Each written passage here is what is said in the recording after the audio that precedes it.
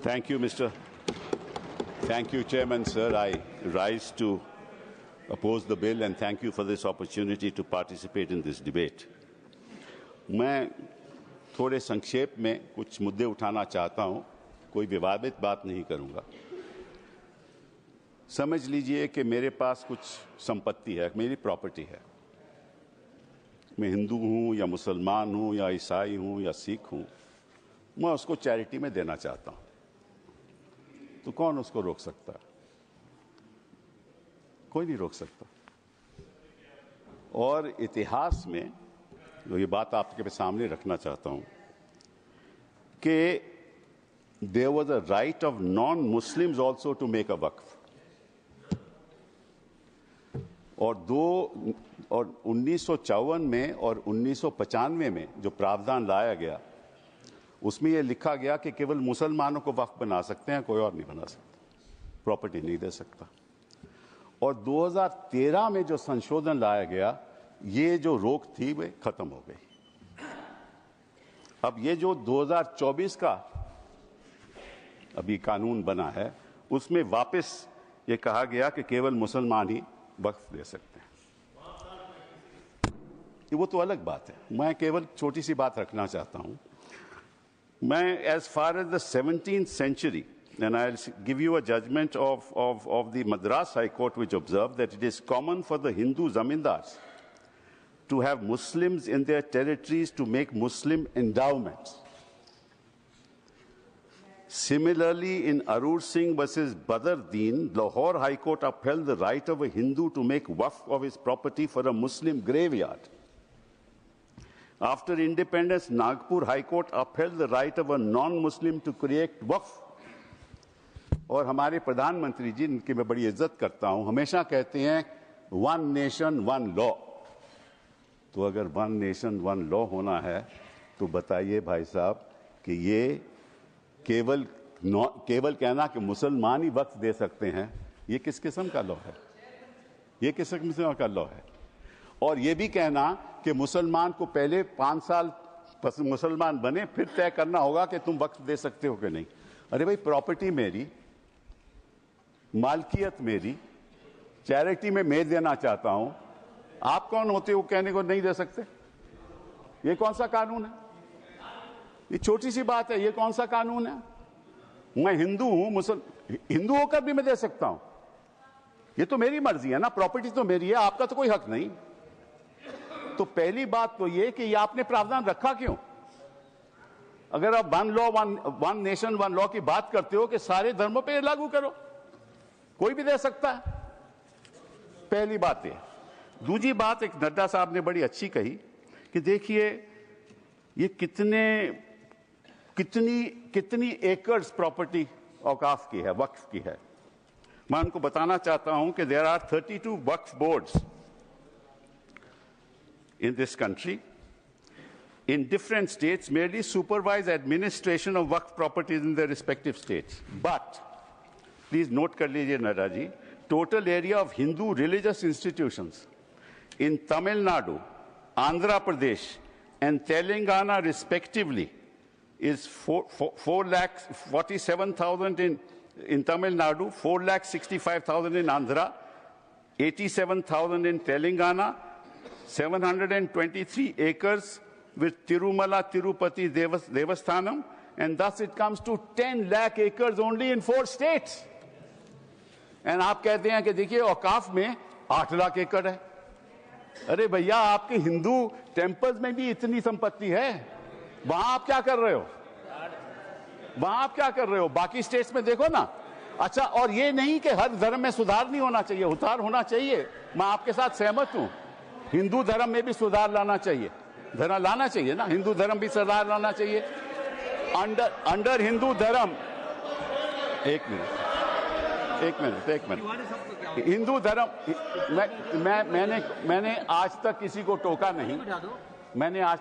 टोका नहीं, मैं केवल छोटी सी बात रख रहा हूं आपके सामने। हिंदू धर्म में भी सुधार होना चाहिए। अब हिंदू धर्म के अंतर्गत अगर कोई सेल्फ एक्वायर्ड प्रॉपर्टी हो, तो वह अपने बेटों को दे सकता है, बेटी को नहीं दे सकता। कहता है मैं नहीं दूंगा अपनी बेटी को।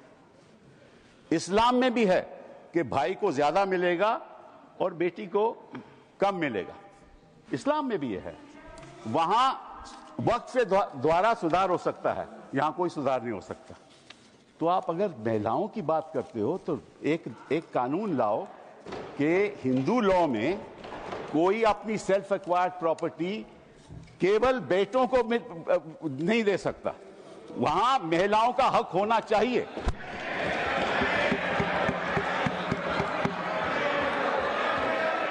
और आप हमें ये आश्वासन दो,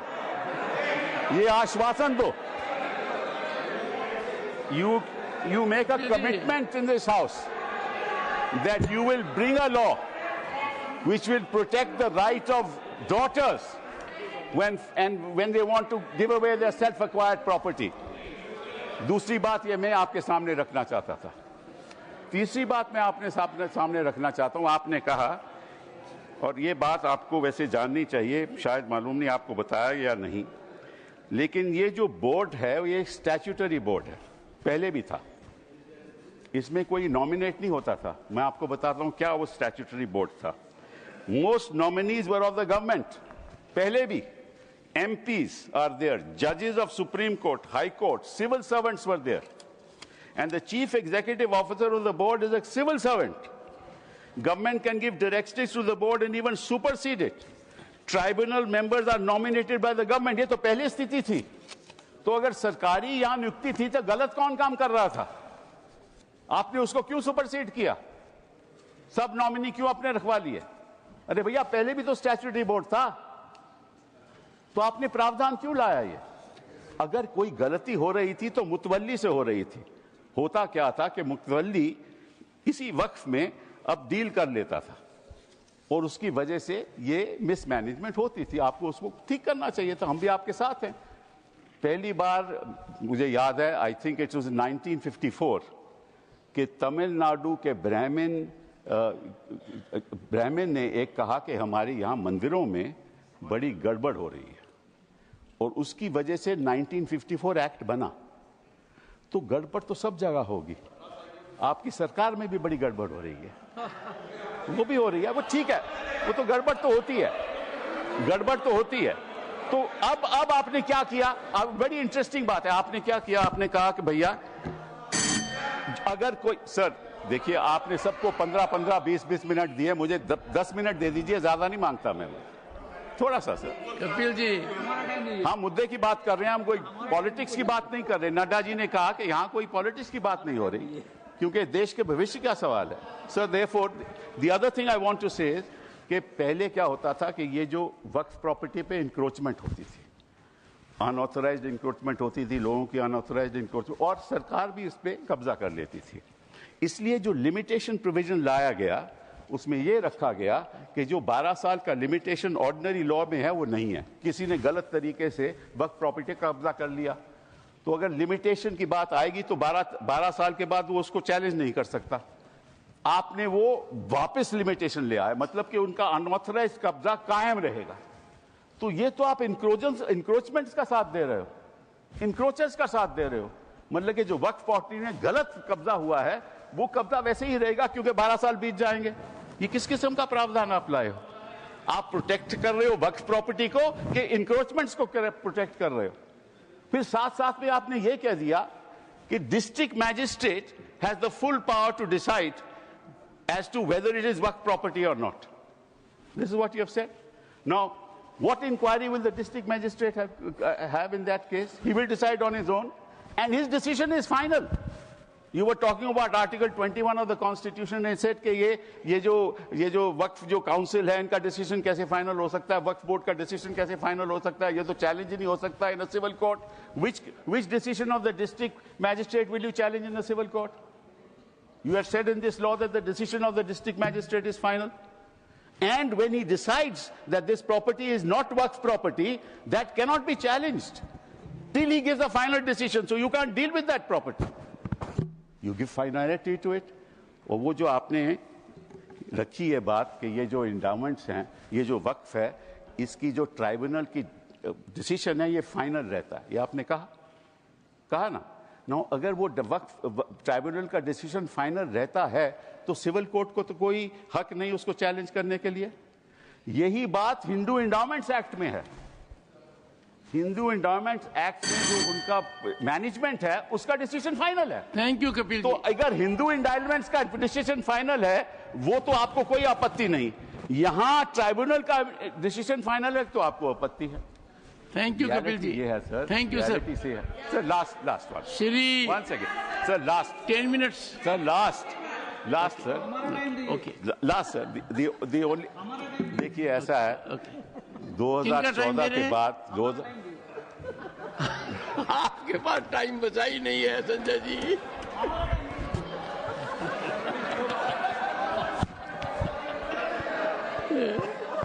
Kapil ji. Sir just give me a minute. Honourable members, sir just 1 second Kapil ji. One second, sir. 1 second. What is the fact of the matter is the problem. 1 second, Kapil ji. The Honorable Parliamentary Affairs Minister. Sure. मैंने honourable chairman sir, पिछली बार भी कपिल सिब्बल जी जब यहाँ बोले थे तो मैंने कहा था कि सीनियर एमपी बैठ के हमारे साथ में डिबेट डिस्कशन में हिस्सा लेगा तो हम लोग अच्छा लगता है। लेकिन प्रॉब्लम क्या है कि वो कई बातें बोल करके सीधा चले जाते हैं, क्लैरिफिकेशन नहीं सुनते हैं।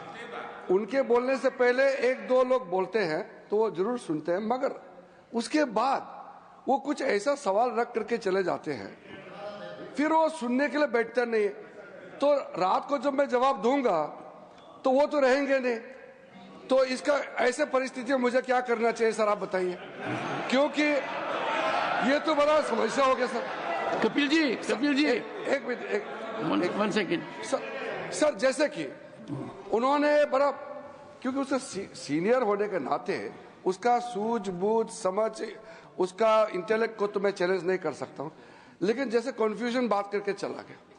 उन्होंने 4 स्टेट का रिलीजियस जो लैंड है उसको वक्फ का साथ में कंपेयर करके कन्फ्यूजन करके चला गया। वक्फ प्रॉपर्टी रिलीजियस प्रॉपर्टी नहीं होता है, वक्फ प्रॉपर्टी अलग है, वो सिविल है। यहां उन्होंने एग्जाम्पल गलत देख के चला गया। फिर बोलता है कि मेरा जमीन मेरा प्रॉपर्टी है। आप कौन होता है कानून बनाने वाला?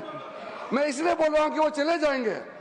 वो सर नहीं, डॉक्टर अभिषेक सिंह भी चले गए हैं। अभिषेक जी तो चले गए, अब मैं क्या करूं, रोक नहीं सकते सर। वापस आएंगे क्योंकि विप है, because of whip he will come वापस सर। तो जैसे कि सर मैं इसलिए बोल रहा हूं चेयरमैन सर, जैसे कि उन्होंने कहा कि जमीन मेरा है, तुम कौन होता है कानून बनाने वाला? तो जब कोई ट्रस्ट बनाता है तो ट्रस्ट को कौन चलाते हैं, उसका निगरानी कौन करता है? Charity commissioner. तो आप बोलेंगे कि मैं हिंदू हूं, मैं हिंदू एक ट्रस्टी हूं, तो चैरिटी कमिश्नर में तुम मुस्लिम नहीं आ सकते हो, क्रिश्चियन नहीं आ सकते। ऐसे हो सकता है कि इस देश में देश कानून से चलता है। आप बोलते हैं मेरा मर्जी होगा, इसका मतलब क्या एक मिनिस्ट्री मुसलमानों के लिए अलग मिनिस्ट्री बनाना है और हिंदुओं के लिए अलग मिनिस्ट्री डिपार्टमेंट खोलना है? आप कैसे बात करके जा रहे हैं इतना सीनियर होते हुए? आप इस तरह का देश में एक कानून सबके लिए चलेगा तो ये देश के लिए अच्छा होता है। मैं डिटेल में जवाब दे सकता हूं, मगर ये मेरा रिप्लाई का टाइम नहीं है। लेकिन आप चले जाएंगे, इसलिए मैंने कहा कि इस तरह का आप बात रख करके चले जाएंगे, बाद में आप रिप्लाई नहीं सुनेंगे, फिर अधूरा हो जाएगा। इसलिए मैं ये कह रहा हूँ। ऑनरेबल फाइनेंस मिनिस्टर पड़ेगा सर, मुझे I will come to you. मैं भी बीच में एक बार बोलूंगा। I will come to you honourable finance minister. Sir, I'm very sympathetic to Minority Affairs Minister, sir. Every time when finance-related matters also, I face this situation when I stand up to answer earnestly with all the questions being posed to me, concerned members are never there. So at least he had the courage to stand up and seek your permission to say. But there were 1 or 2 points on which I want to just give as much of clarification. As much as Minority Affairs Minister says, we are talking to a senior, very senior legal luminary. So I'll humbly submit my facts, if I heard him right, honorable member. In Tamil Nadu or in Andhra, and he also took the name of the Tirumala Tirupati Devasthanam. In all this, the HR&CE is with the government. Government appointed people monitor it, they execute it, they run it. Second, Tirumala Tirupati Devasthanam, the executive officer, is appointed by the government of Andhra Pradesh. The endowment board has people who are appointed by the government of Andhra Pradesh, and the entire system is completely under the government of Andhra Pradesh, sir. So it is not as if, Hindus are not being touched at all, only Muslims are. No. There is a huge, in fact, it has led to a lot of feeling that Hindu pilgrims have started feeling that only our temples are being completely controlled by government and government-appointed men. And it is leading to a lot of confusion among the Hindu pilgrims also. It's a matter of concern for all religion. So it is I'm responding to the honorable member who spoke. Anybody who has a comment to make on what I've said are welcome to seek the time from the chair rather than shout me down. And therefore, when I put the facts before, because he did refer to the southern states, the Hindu temples, and also took the name of TTD, the fact is this, sir. Kapilji. Now, Kapilji. The finance minister, what I said was that, yes, you're right, the temples are being managed by the government. So is the Waqf. That is precisely what I said. The statutory appointees are all by government. That is exactly the point I was making. That is exactly the point that I was making. That if the statutory appointees were all of the government, why did you want to bring this amendment in 2024? That's the point. And to you, sir, your answer to you, you said that there are trusts. Yes, there are trusts. But under the Code of Civil Procedure, when there is a trust, the property belongs to the trust. But there's a difference between Awqaf and trust. Awqaf, the land once donated, belongs to God. Please round up. It up. doesn't belong to the trust. Kapilji, round up now. Sir, it belongs to God. You cannot sell it ever. A trust can sell property. Waqf property cannot be sold. And Waqf property can be donated for religious purposes. It can be donated for shelter homes. It can be donated. Allow me. Don't interrupt now. It can be given for schools. It can be given for schools. It can be given for graveyards. It can be given for the benefit of women, and once given, it can't be taken back, unlike trusts. Thank you. So therefore, there's a difference. Thank you. No, sir, one last thing. Only one. Okay. Because, sir, they are and I'll come to vote against you, not to worry. And I listen to you. Now, one last thing, sir. They say we have abolished Waqfs by user. That's what they have said. Now, so there's a Supreme Court judgment that they rely upon. That is the Babri Masjid judgment. Please note, the Honorable Minority Affairs Minister should note, paragraph 1134 of the Babri Masjid judgment, which says Waqf by user is an accepted mode of creating a Waqf. Thank you, sir. Thank you. Please honor the judgment that you extol the virtues of to the rest of the country. Honor that judgment. And it says Waqf by user is a matter of evidence. And in fact, Waqf by user is established pursuant to the board, that is the board, statutory board, sending out special people who are assessors as to whether, in fact, this is an actual Waqf or not. Thank you, Kapilji. And these are specialists. Thank you. He must know. He's the minister. He must know the facts before he makes a statement. Thank you. These are specialists. You have abolished the specialists. Now the district management will decide, and what will happen? Kapilji, you have said, you made your point. No, but this is not fair, sir. This is not fair. Thank you. They interrupted without knowing what an actual Waqf is. Kapil, they have no knowledge of what a Waqf is. He is comparing it with a trust. Waqf is not a trust at all. Sir, just 1 second. Last. No. 1 minute. Kapilji. Only 1 minute, sir. Only, not more than 1 minute. No, Kapilji. Sir, 1 minute. Kapilji. 1 minute. 1 minute. Kapilji, you have diverted yourself. No, you diverted. Mike.